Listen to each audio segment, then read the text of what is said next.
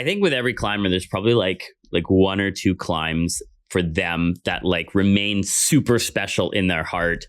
Just because it's whatever. It's maybe like their first like WI4 or WI5, or maybe the first time they went on a climb or something like that. There's always these like climbs that are like special to people's heart. And one of those climbs for me is this climb called Virtual Reality, which is this awesome WI6 up in the Columbia ice fields. And you go up to it and it's like there's a pitch of WI3 to get up and a bunch of other things. And then you're like on it. It's this like sweet WI6. First pitch is like, 4+ or 5. And then like the second pitch is full on like pillar WI6 condition. I've climbed it a couple times and super special place in my heart. And the second time that I climbed it was bananas with Stas when we did the right side of the pillar. And I'm going to tell you guys about it in today's episode. What is up, guys? For those of you who are new to the channel, my name is Philip Setter. I'm an avid Canadian rock climber, ice climber, and backcountry skier. I'm also an insurance broker that specializes in insuring individuals that are engaged in those type of sports. If that sounds interesting, I'll drop a link in the description below. But without further ado, let's just get into today's episode. Okay, virtual reality is just like, again, one of those climbs that is super, super special to me. So maybe I'll like share a little bit about why don't I share a little bit about how I got started in climbing and then what kind of led me up to virtual reality, which was my first, actually, now that I think about it, it was my first WI6 lead, as well as my first WI6 anything, follow or climb or anything like that. So that was my first time on that grade of difficulty. But maybe I'll share about like how I got started in ice climbing and then kind of my progression. So I grew up all over the Okanagan. So I was born in Salmon Arm, BC. I spent some time there, all over the Okanagan, like Salmon Arm, Silver Creek, Eagle Bay. And then later on, when I was about 13 or 14, we moved up to northern BC, which was like Smithers and Hazelton area. And I don't even know if you guys, like most people, when I talk to it and I say like, hey, do you know where like Hazelton is? They're like, I've never heard of that before. And I'm like, do you know where Alaska is? And they're like, yeah. I'm like, we're like 2 hours away from Alaska. So yeah, super, super far up north. What is that? Hang on. Northeast, I suppose, of Canada. Hang on. Northwest, pardon me. Northwest in Canada.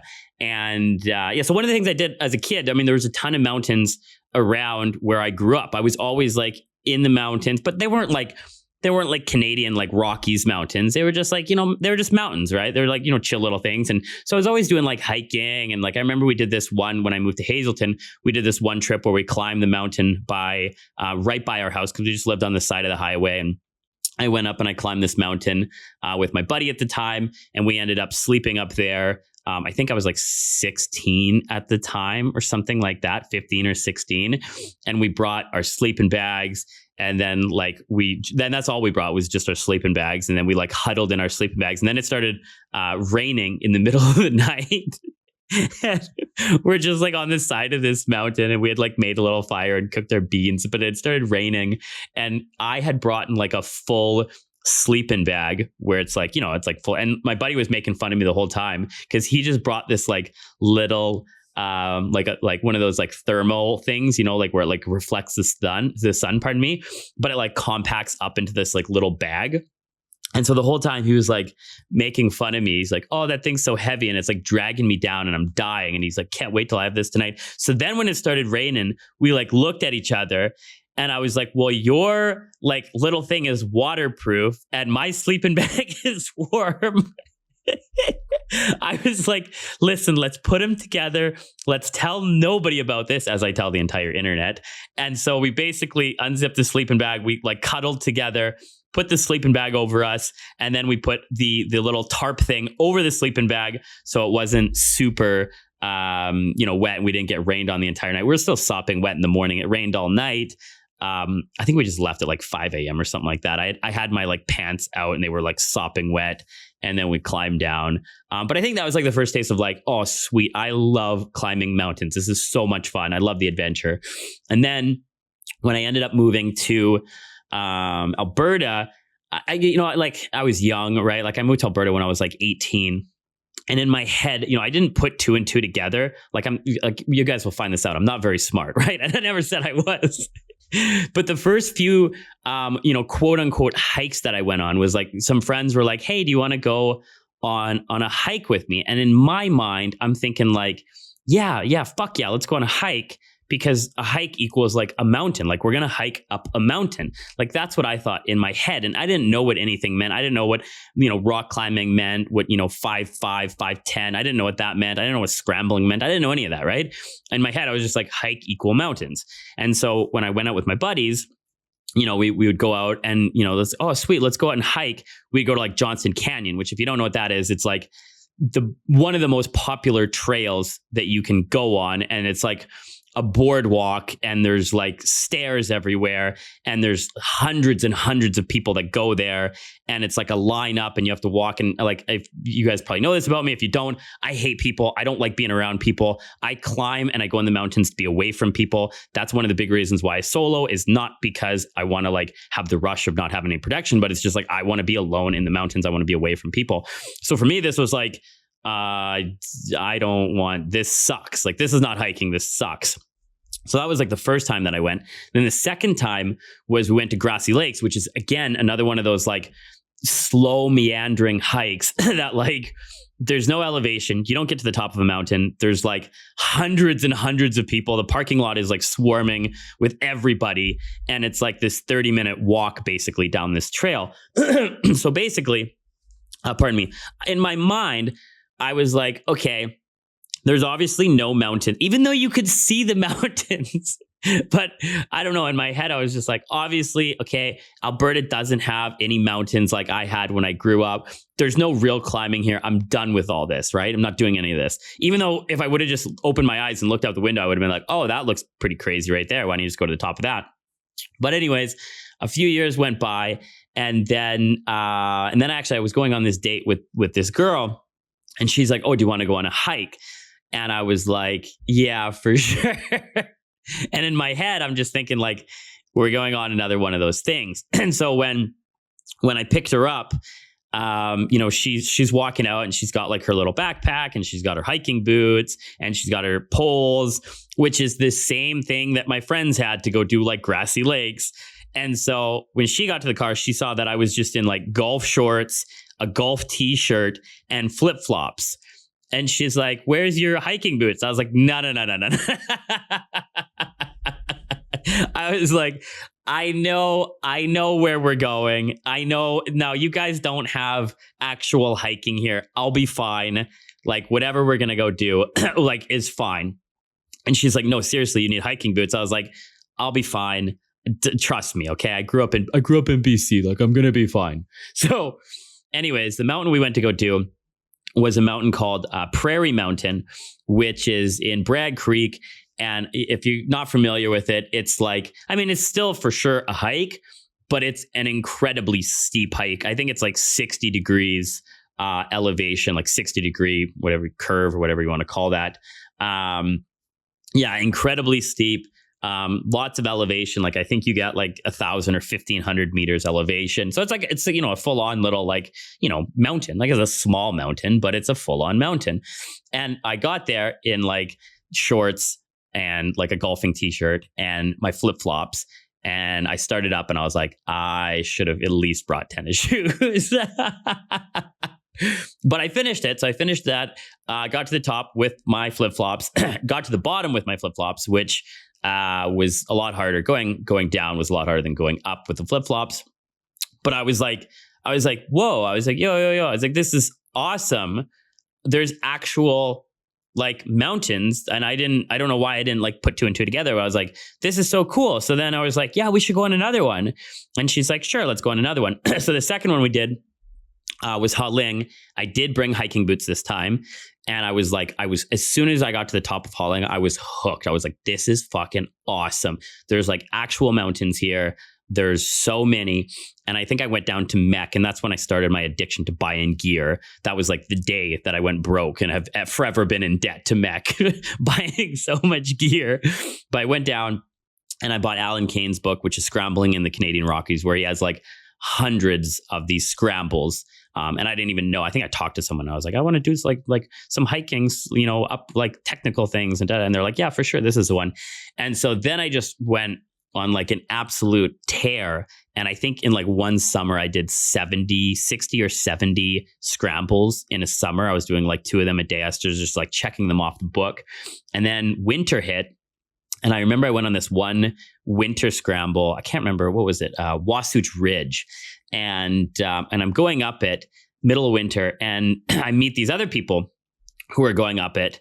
And as we're going up it, I keep hearing them say these like weird, like, yeah, and then I did this, and then I led it, and 5.7 and 5.8 and da. And I was like, what are you guys talking about? Right. And they're like, oh, we're talking about rock climbing. And I was like, oh, rock climbing. I was like, yeah. I was like, for sure. You know what? I don't fuck with that. Never. I'm never going to do any of that. Like with the ropes, like that's super scary. Like that's not for me. I love scrambling. I'm just going to scramble forever. This is what I love to do. I don't want to get into like that hard terrain. Like I'm just, chilling, scrambling, having a good time. And they looked at me and they're like, yes, you are. They're like, you're going to continue to scramble. You're going to do more and more difficult scrambles, and you're going to do more and more exposed scrambles. And then you're going to get to the point where it's like, well, why don't I just go rock climbing? Like, that sounds like it could be a lot more fun. And then you're going to do that, and you're going to get harder and harder. You can do more and more. And I was like, no, I don't think so. I'm good. I'm super happy with what I'm doing. There's no problem. So, well, as you guys obviously have seen, it progressed then from there. I think I started climbing at an indoor climbing gym, and I was like, okay, this is like a lot of fun. And then I think, I did my first multi-pitch like in the summer for rock climbing, really liked that. And then I just started connecting with some different people, and then I bought, some of the gear to do dry tooling. So I actually dry tooled before I ice climbed, and I did a bunch of dry tooling and was terrible at it. And then winter hit again.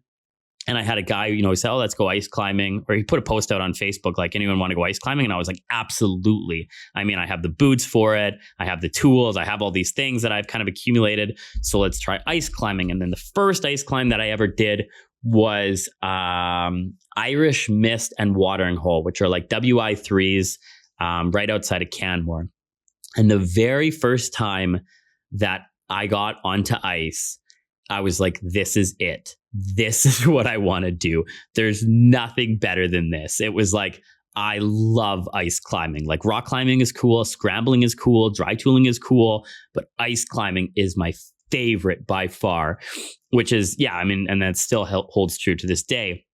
And then so as soon as I started ice climbing again, I just went on a tear, and I started ice climbing all the time, bought all the gear for it, found as many partners as I could, started to do more and more for it. So I think it was like so the first season I went, I think I got out, 30 days or something like that, which is still really good. And then, by the end of that first season, I was like, okay, yeah, this was like good, but like I need to work on so many different things to get stronger. And that's when I started going to this gym called Ascension, which is an awesome gym here in Calgary. If you're in Calgary, you should definitely go. It's run by this homicidal, sadistic maniac named Ian Holmes, which which is this guy that just loves to make people suffer. That I think that is his like passion that he gets out of life, is like making people suffer and making them work really hard and telling them how weak they are and how lazy they are and what they need to do to be better. And I thrive off that. Like some people thrive off positive reinforcement. Like, you can do it, 3 more, you got this. I'm the opposite. I thrive off negative reinforcement. When someone tells me that I'm a piece of shit and that I can't do it, that motivates me 100 times more than if someone was like, you got this, keep going. I'm like, I don't care about that. Don't give me positive, give me negative reinforcement. That's what drives me. And so I trained there for the entire summer, like 6 to 8 months. We were doing like dead hangs, climbing with our tools, doing the ladder training, putting the weight vest on. And I was like in savage climbing. Like I was ready. Training was all-time high. And so when the season started, This is my second season. The first few climbs were a little bit rough trying to like remember how to climb. And I was kind of like, oh, did I like waste all that time training? Like I can't even climb this, but it's just getting back into the season. So, the first few climbs I did WI3, WI4, WI3. And then I don't know, is this one climb, is one WI4. I can't remember what it was called, somewhere in the Columbia ice field. But all of a sudden it was like it just clicked for me. Like my technique got down, my jitters went down, the anxiety for leading went down, and all my strength just like came in. And I was like, wow, I was like, this feels so easy. Like, oh man, let's see how I can like push this.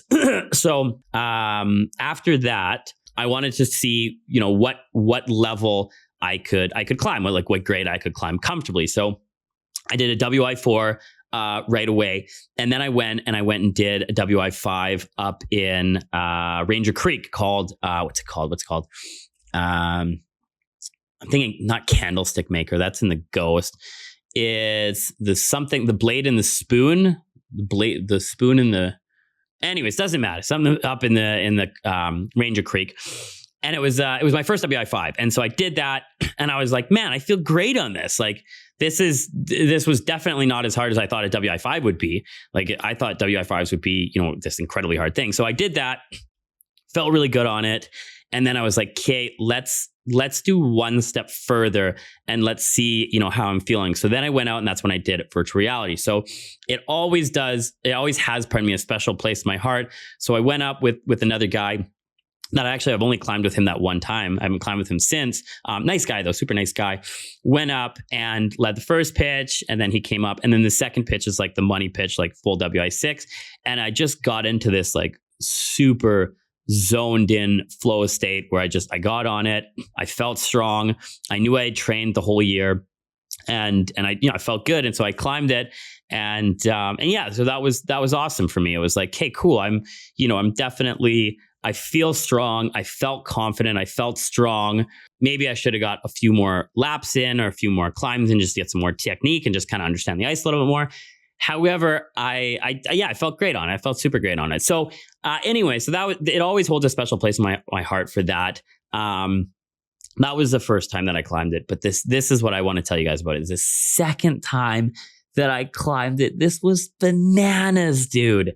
This was insane. And there's no GoPro footage of it because all my batteries died and I had nothing, which is so sad because it's insane. So we went there. This was maybe a couple years later with myself, Stas, and Caro. And at the time, there was usually at forums, it's just like the one pillar. But at the time, there was two pillars. So there was the left pillar and the right pillar. And the right pillar was like full on legit WI6 condition. And it had been climbed a few times, but it was getting a little bit later in the season. And, it had started to wear down and, it started to become a little bit more detached. And when we came up to it, we got there. So even the first pitch, and there's a bunch of footage of this because I just died. So the first pitch, Stas is just a machine, dude. This guy's insane. So the first pitch, he's going up and it gets to this like huge ice roof. And he's like, he could go left and go around it. He could go right and go around it. But instead, this is just Stas. He's like, I am going to go over this massive ice roof. And this thing was like full on like dry tooling territory. Like this was not, it was ice climbing for sure because it was ice, but this was a massive cave that you basically had to pull. It was like a roof and it was, near horizontal for sure, like near horizontal, like starting to get into like figure 4 territory. Like you could have done a figure 4 there and probably no one would have, judged you that much. So I got up to it. We both got the barfies and I died pulling over this cave because it was insane. I was like, I cannot even pull myself over this cave. So he had to give me like a dozen takes trying to get me over this. And I'm like, pull it tighter.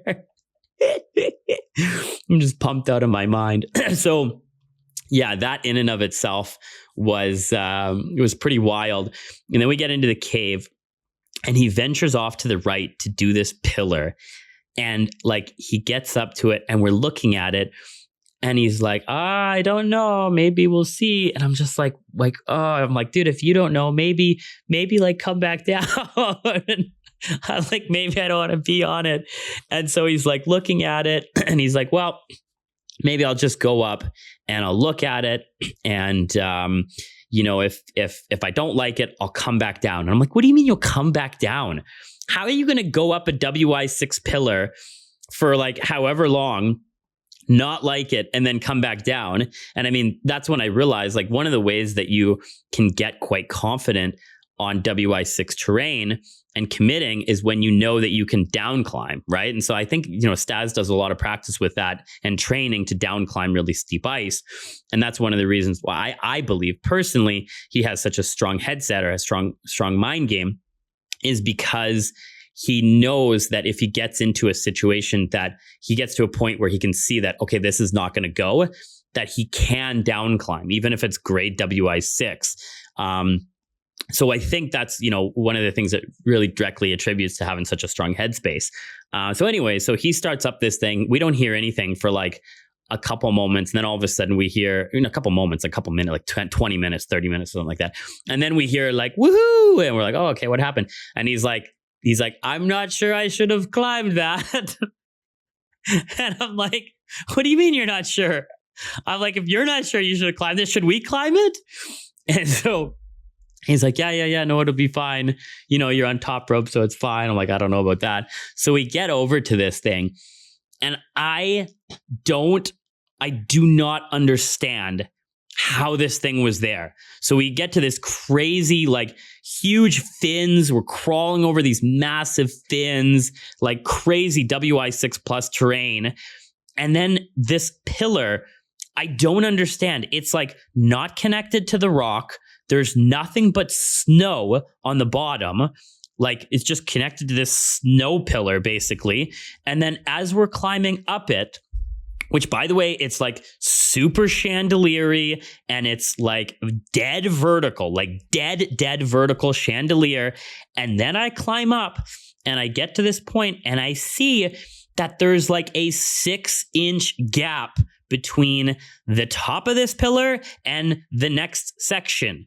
And I'm like, how the fuck is this still here? And same with Caro and same with Stas. Like, I'm like, how the fuck is this still standing here? I do not understand how this thing is attached. Like, there's nothing but snow at the bottom and air at the top. How is it still here? This thing should be gone. And like, I'm climbing it and I'm just like, this is fucked up. Like, this is terrifying to the point of like, I don't care that I have a rope above me. This thing could just literally fall over at any second. And I'm trying as hard as I can to like delicately climb this thing, but I'm also like pumped out of my skull because it's dead vertical chandelier WI6 ice. And I'm like, oh my God. As soon as I got past the pillar and onto the other terrain, I was just like, oh my God, I'm fried. I can't even think right now. I don't want to be here right now. So so that was a wild experience. Like, wrapping off from that and looking at it, I'm like, I don't know how you climbed this thing. This is mental. This is absolutely mental. And then I think it was maybe like 2 weeks later that I came back to climb the left side with my buddy Matt, who died that day. We didn't end up finishing it because Matt was having a bad time. But when we came back, the right side was gone. That pillar was gone. Like, just like totally just smashed on the ground. It had fallen in 2 weeks and was totally gone. So yeah, virtual reality has been and always, I think, will be not only a special place, but also a savage climb. If you haven't done it, for sure, try and get on it and go do it. If you have done it, let me know in the comments how your experience with that was. Anyways, I hope you enjoyed today's episode, and I'll see you guys in the next one.